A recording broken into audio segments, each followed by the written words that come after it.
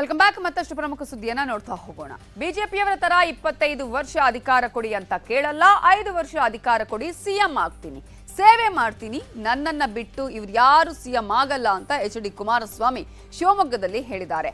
ಅಧಿಕಾರ ಇಲ್ಲದಿದ್ರು ನಿಮ್ಮ ಕಷ್ಟ ಕೇಳ್ತಿದ್ದೀನಿ, ಬೇರೆಯವರನ್ನ ಸಿಎಂ ಮಾಡಿ ನನ್ನ ಹತ್ರ ಕಷ್ಟ ಅಂತ ಬರಬೇಡಿ ಅಂತ ಎಚ್.ಡಿ.ಕೆ ರೋಷಾವೇಶದ ಮಾತುಗಳನ್ನಾಡಿದ್ದಾರೆ.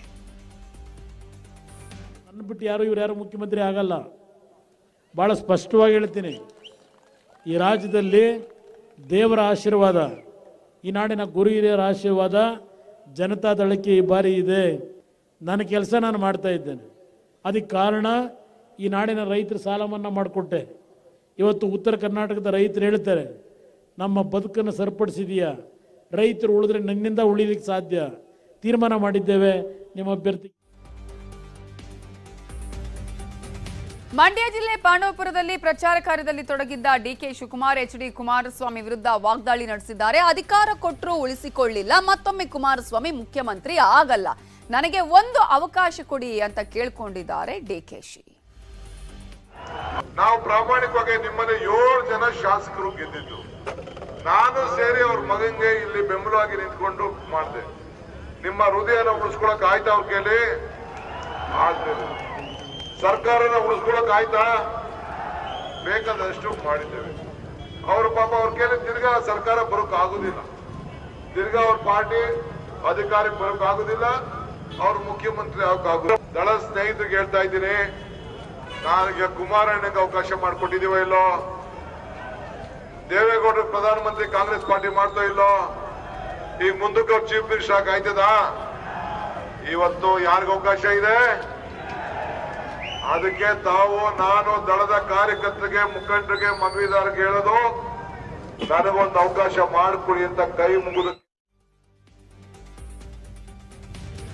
ಎಚ್.ಡಿ. ಕುಮಾರಸ್ವಾಮಿ ವಿರುದ್ಧ ಡಿಕೆ ಸುರೇಶ್ ಕೂಡ ವಾಗ್ದಾಳಿ ನಡೆಸಿದ್ದಾರೆ. ರಾಮನಗರದಲ್ಲಿ ಮಾತನಾಡಿರುವ ಸುರೇಶ್, ಕುಮಾರಸ್ವಾಮಿ ಮಗನಿಗೆ, ಪತ್ನಿಗೆ ಬಿಟ್ರೆ ಜನರಿಗೆ ಏನೂ ಮಾಡಿಲ್ಲ, ನಾಯಕರನ್ನ ಬೆಳೆಸಲಿಲ್ಲ, ಕುಟುಂಬದವರಷ್ಟೇ ಬೆಳೆದ್ರು ಅಂದಿದ್ದಾರೆ. ಬಹಳ ಕನಸುಗಳನ್ನ ಇಟ್ಕೊಂಡು ನೀವು ಇಲ್ಲಿ ಜನತಾದಳವನ್ನ ಆಶೀರ್ವಾದ ಮಾಡಿದ್ರಿ.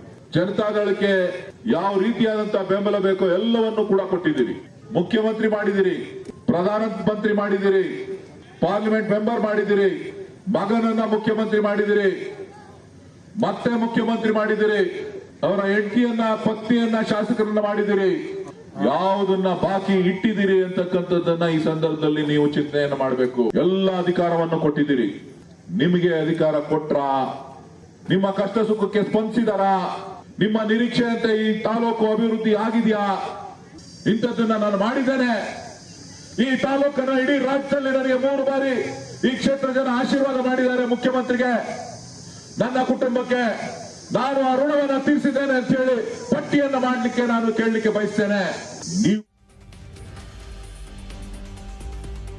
ಚುನಾವಣೆ ಹಿನ್ನೆಲೆ ಬೆಂಗಳೂರಲ್ಲಿ ಕಾನೂನು ಸುವ್ಯವಸ್ಥೆ ನಿಟ್ಟಿನಲ್ಲಿ ಮತ್ತಷ್ಟು ಬಿಗಿ ಕ್ರಮವನ್ನು ಕೈಗೊಳ್ಳಲಾಗಿದೆ. ಆಯಾ ಠಾಣಾ ವ್ಯಾಪ್ತಿಯ ರೌಡಿ ಶೀಟರ್ಗಳು, ಅಪರಾಧ ಹಿನ್ನೆಲೆ ಉಳ್ಳ ವ್ಯಕ್ತಿಗಳ ಮೇಲೆ ಹದ್ದಿನ ಕಣ್ಣಿಡಲಾಗಿದೆ.